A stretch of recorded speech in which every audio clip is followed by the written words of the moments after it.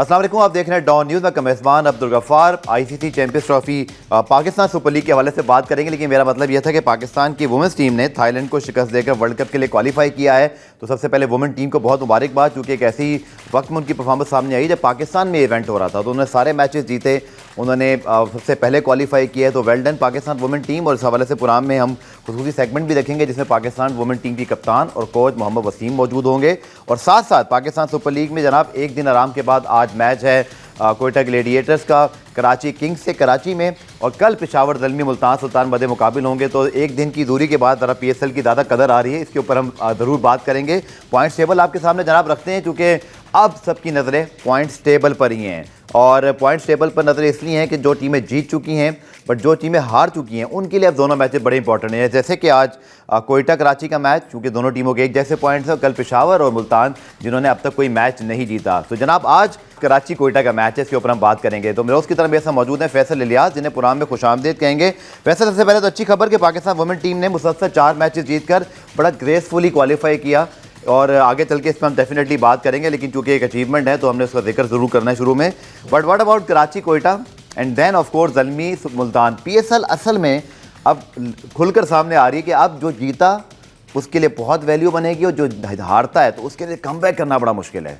Absolutely. और ये जो आज और कल मैचेस हैं वो बेसिकली टॉप की जो 2 टीमें हैं उनको हटा के बाकी सारी टीमों का मैच है। और हमें लगता है कि लाहौर और इस्लामाबाद इस टूर्नामेंट में अभी तक सबसे अच्छी सटल साइड्स लग रही हैं, बिकॉज वो कंसेक्यूटिव मैचेस जीते हैं। लाहौर पहला हारने के बाद 2 लगातार मैचेस जीता है, इस्लामाबाद 3 मैचेस लगातार जीता है, और उनके फॉरेन लोकल प्लेयर्स जो है ना सभी परफॉर्म कर रहे हैं। लेकिन for Karachi, for Quetta, Multan and Peshawar, for them all of their players have to bring their A game on the ground ताकि उनकी परफॉर्मेंसेस दिखें। कराची देखें एक मैच जीता है लेकिन एक बहुत बुरी तरह से हारा है, तो कराची के लिए बड़ा ज़रूरी है। Similar situation for Quetta is well.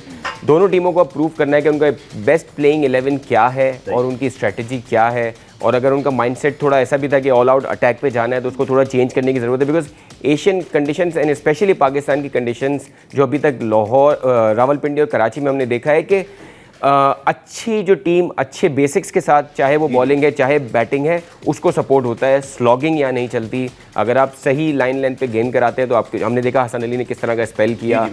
सो ज़रूरी है कि अपनी बेसिक्स सही रखें क्रिकेट की, तो ही आप जीत सकते हैं इन पिचेस पे। बिल्कुल। और जैसे पॉइंट्स टेबल की हमने बात की, तो पॉइंट्स टेबल पे भी चलते हैं, क्योंकि अब तमाम टीमों के फैंस जो हैं वो बड़े नजरें जो है वो लगाए हुए हैं। इस्लामाबाद जी 6 पॉइंट के साथ सर फहरिस्त है।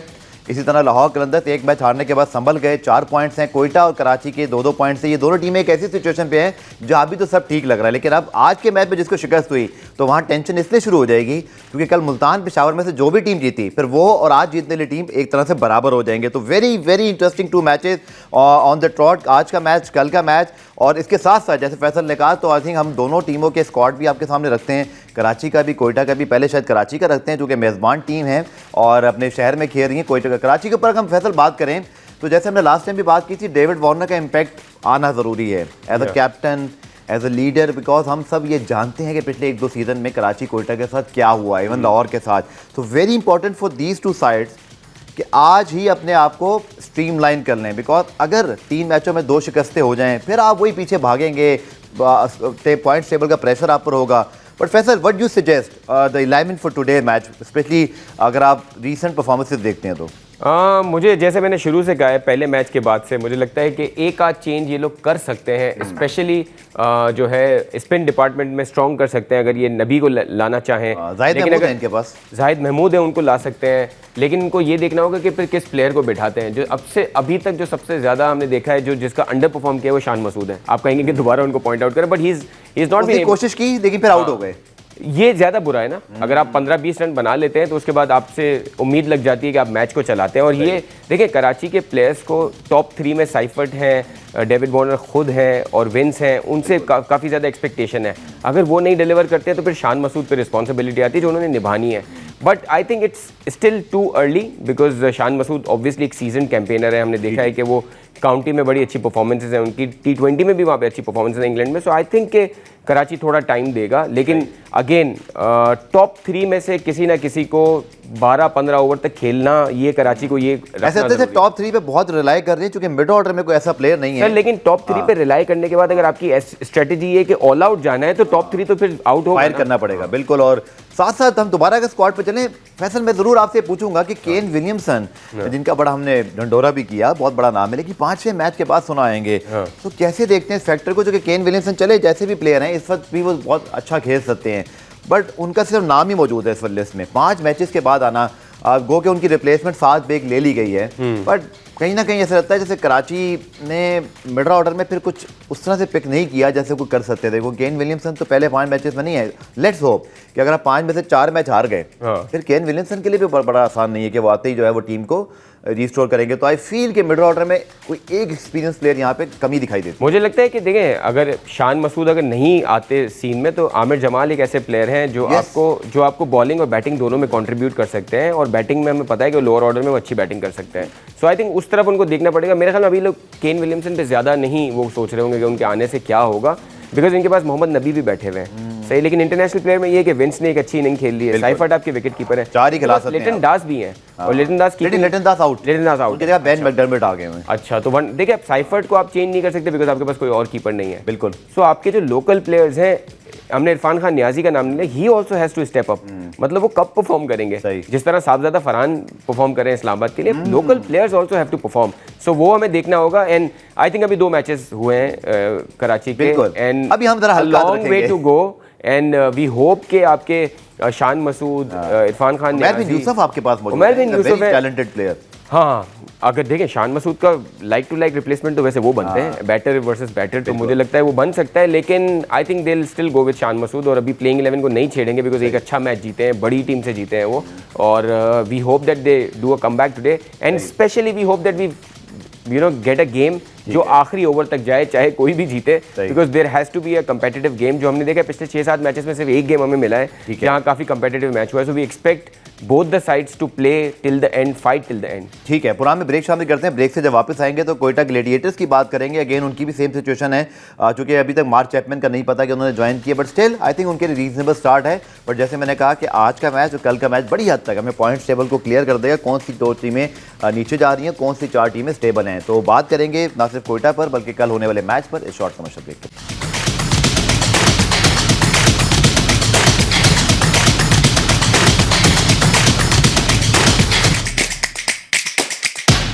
पुरान में खुशामदीद। तो जनाब कराची कोयटा का आज बड़ा दिलचस्प मैच, चूंकि जैसे हमने कहा कि दोनों टीमों के इस वक्त सेम सिचुएशन है पॉइंट टेबल पर, और आप देख सकते हैं कि David Warner versus Saud Shakeel, और हमने डेविड वार्नर उनकी टीम पे तो बात की, लेकिन सऊद शकील और कोयटा ग्लेडिएटर्स पे बात करेंगे। साथ साथ जनाब आप डाउनलोड कीजिए माई टैलियन और ऐप। इसका फ़ायदा आपको ये है कि PSL और क्रिकेट से आप जुड़े रहेंगे, तमाम यहाँ पर जो है वो आपको स्ट्रीमिंग मिलेगी, शोज़ मिलेंगे, आपको अहमद शहजाद शो भी मिलेगा, और सबसे इंपॉर्टेंट बात जनाब ये है कि प्री और पोस्ट मैच एनालिसिस में आप इंजॉय कर सकते हैं, अपना फीडबैक दे सकते हैं, और अगर आप प्रेडिक्शन ठीक करें तो आपको प्राइजेस भी मिल सकते हैं। तो माई टैलियन और app is your solution for enjoying the PSL।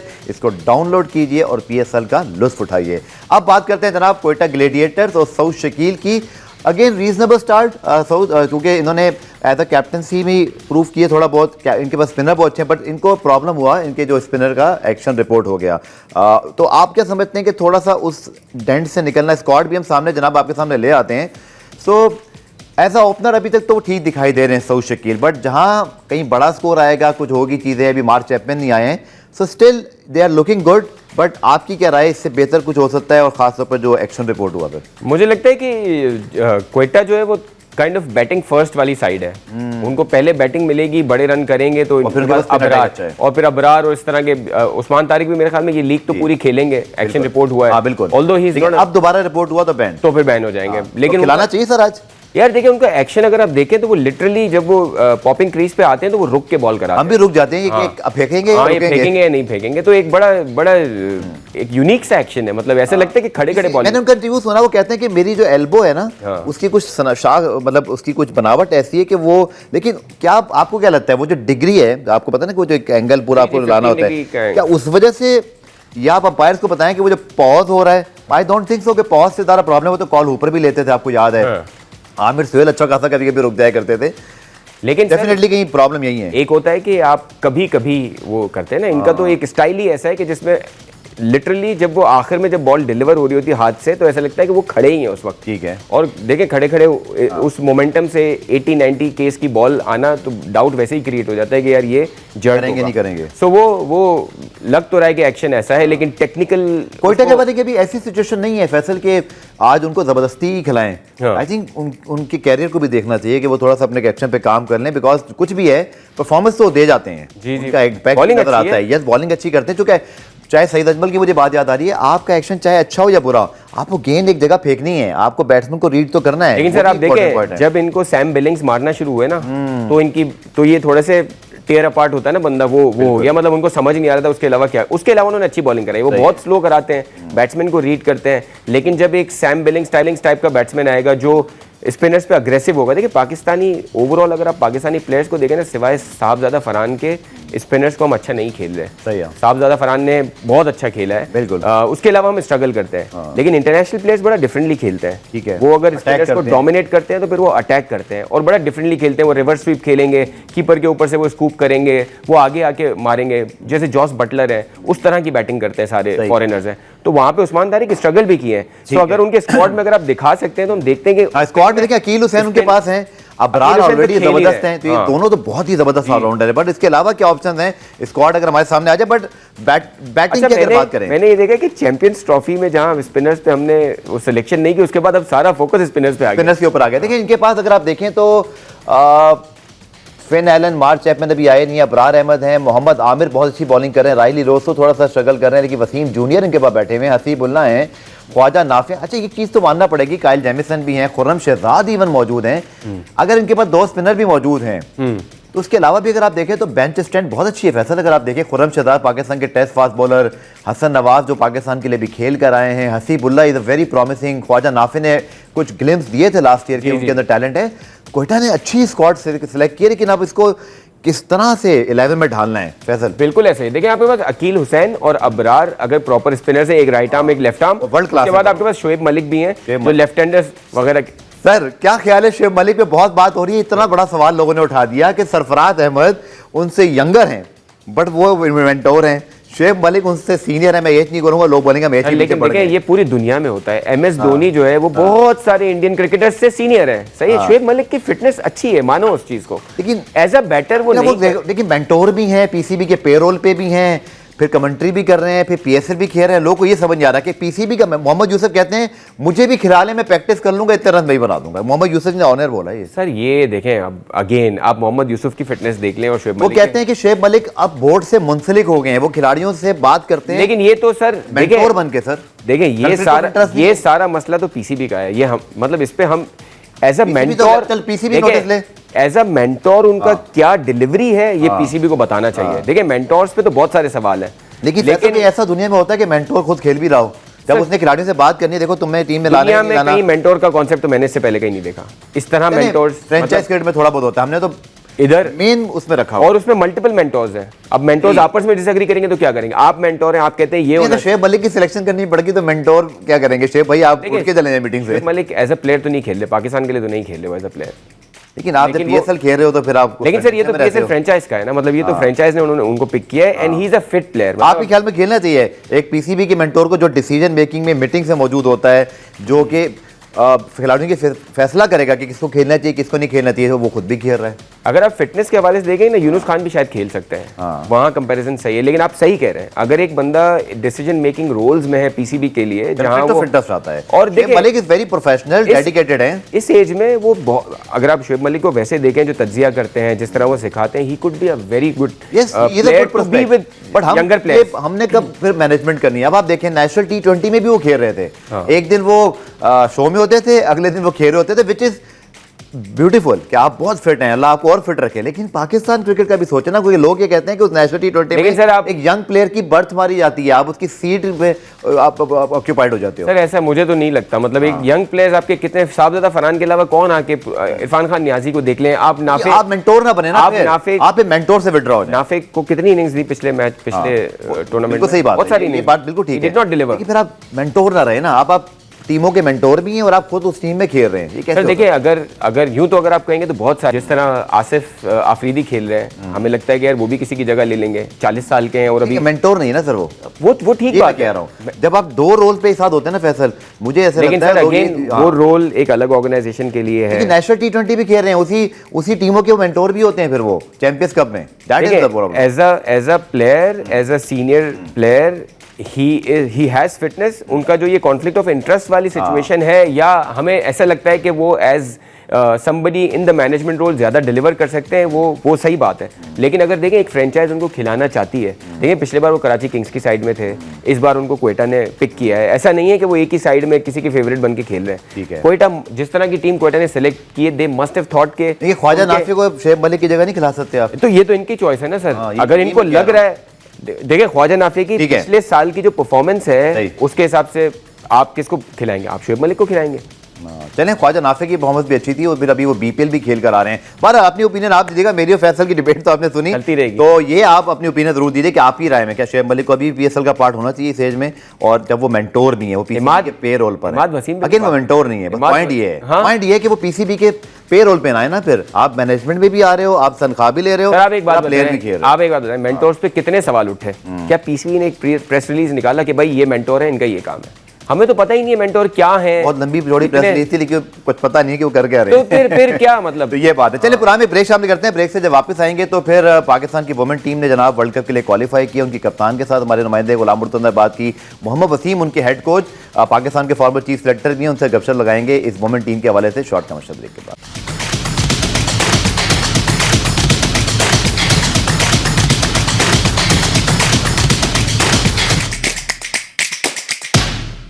Programme में खुश आमदेद। आईसीसी चैंपियंस ट्रॉफी हुई तो पाकिस्तान की टीम अच्छी कारकर्दगी नहीं दिखा सकी, लेकिन उसके बाद पाकिस्तान की वुमेन क्वालिफायर टीम को अपने मुल्क में आईसीसी वुमेन क्वालिफायर खेलने का मौका मिला। आईसीसी का इवेंट था जिसके अंदर पाकिस्तान ने चारों मैचेस जीतकर इस टूर्नामेंट में सबसे पहली टीम बनी जिसने वर्ल्ड कप के लिए क्वालिफाई किया है। कल पाकिस्तान ने थाईलैंड को शिकस्त दी। इससे पहले पाकिस्तान ने तीनों टीमों को बड़े मार्जिन से हराया और एक ऐसी परफॉर्मेंस पाकिस्तान वुमेन टीम की जिसको यकीनी तौर पर अप्रिशिएट किया जा सकता है कि कन्विंसिंग तरीके से क्वालिफाई किया। पाकिस्तान वुमेन टीम के हेड कोच और पाकिस्तान के फॉर्मर चीफ सेलेक्टर और टेस्ट क्रिकेटर मोहम्मद वसीम हमें ज्वाइन करें, उनको प्रोग्राम में खुश आमदेद कहते हैं। वसीम, बहुत शुक्रिया ज्वाइन करने के लिए। चीफ सेलेक्टर आप रहे, डोमेस्टिक में काम किया। वसीम, कितना चैलेंजिंग था कि वुमेन टीम को एक ऐसे स्टेज पर लाना है जहां वो ऐसी परफॉर्मेंसेस दें, क्योंकि हमने देखा कि इससे पहले परफॉर्मेंसेस होती थी लेकिन कंसिस्टेंसी नहीं थी। किन एरियाज को आपने फोकस किया था and how much you are pleased right now कि इतनी कन्विंसिंग तरीके से और एक बड़े ज़बरदस्त तरीके से हमने मैचेस खेलकर क्वालिफाई किए? वसीम। हाँ, बिल्कुल ऐसे ही डिफरेंट टाइप ऑफ चैलेंज था। ऑब्वियसली इससे पहले मेंस के साथ काम कर चुके थे, ऑब्वियसली वो एक्सपीरियंस भी आपके काम आता है, लेकिन वुमेन्स क्रिकेट को समझना, वुमेन्स प्लेयर को समझना, that was the first challenge, और जिसमें हमें कुछ टाइम लगा और आस्ता आस्ता हमें चीज़ें समझ आई कि डायनामिक्स डिफरेंट है, इनके खेलने का अंदाज डिफरेंट है, सोच भी डिफरेंट तरीके से है। तो वो वर्किंग हमने की, उसके बाद अकॉर्डिंग हमने प्लान बनाए इनके लिए कि हमने कैसे इनकी कंसिस्टेंसी लेके आएंगे। तो उसमें सबसे पहला यही था कि सेल्फ बिलीफ की थोड़ी जो कमी या टाइम नजर आती थी, प्रेशर हैंडलिंग की कमी नजर आती थी। तो खेलना तो आता है, सबको खेलना आता है, इन चीज़ों पर हमारा फोकस था। और साथ साथ अब ये चीज़ें आती हैं, जब आपकी फिजिकल फिटनेस अच्छी होगी तो आपकी मेंटल फिटनेस भी अच्छी होती है। तो हमारा फोकस इस पर रहा है कि फिजिकल फिटनेस बेहतर हो, हमारी फील्डिंग बेहतर हो। उसके बाद जो खेलने का हमारा मेथड है, थोड़ा सा कि हमने उसको आइडेंटिफाई किया कि हमें थोड़ा सा ज़्यादा मॉडर्न तरीके से खेलने की जरूरत है। तो वो आहिस्ता आहिस्ता एक प्रोसेस चला और उसके आपको रिजल्ट्स भी नजर आ रहे हैं। और आई थिंक ये फॉर्मेट पाकिस्तान वुमेन्स टीम को बेस्ट सूट करता है 50 ओवर वाला।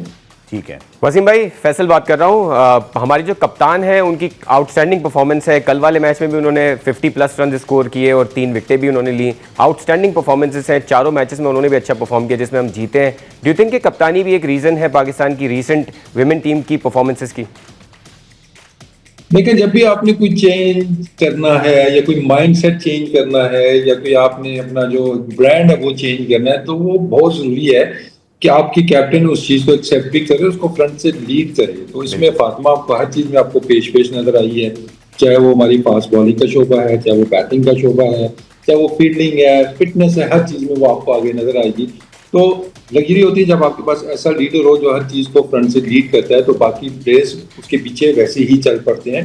तो आउटस्टैंडिंग परफॉर्मेंस अभी तक जारी है फातिमा सनागी एज ए कैप्टन भी, और मैं कहूँगा कि एज ए ऑलराउंडर भी।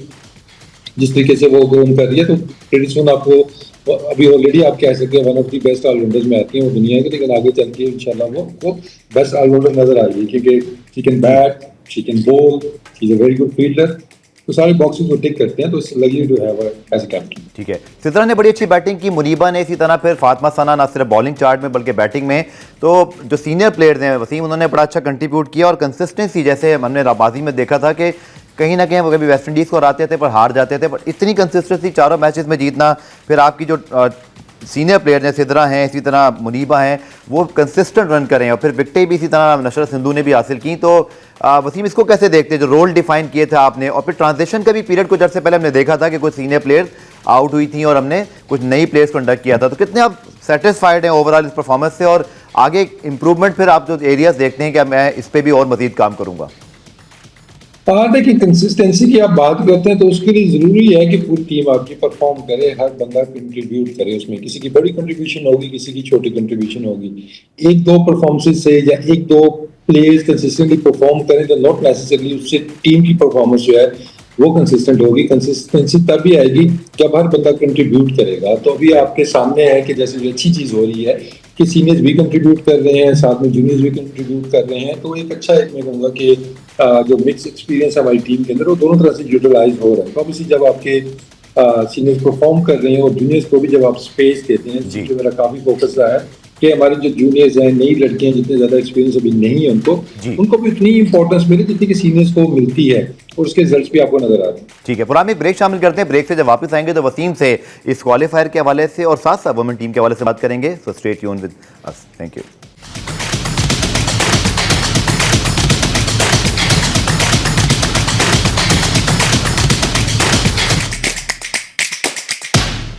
प्रोग्राम में खुशामदीद। मोहम्मद वसीम, पाकिस्तान वुमेन टीम के हेड कोच हमारे साथ मौजूद हैं। वसीम, जैसे कि क्वालिफाई तो हमने कर लिया, लेकिन अब एज अ हेड कोच किस तरह से आप देखते हैं उस अपॉर्चुनिटी को जो वर्ल्ड कप में जाना है भी भारत में है, और शायद पिचेस भी हमें और बांग्लादेश को मैं देख रहा हूँ वो भी बड़ा अच्छा परफॉर्म करें, तो हमें अपनी ये कंडीशन सूट भी करती हैं, but as a head coach क्या आपके एम्बिशंस है वसीम के अब इस टीम को ना एक आईसीसी इवेंट में जाके भी इस टीम को लड़वाना है, अच्छी परफॉर्मेंस निकलवानी है, और जो हम एक बात करते हैं ना टॉप टीयर 1 की टीम, उनसे कम्पीट करने के लिए?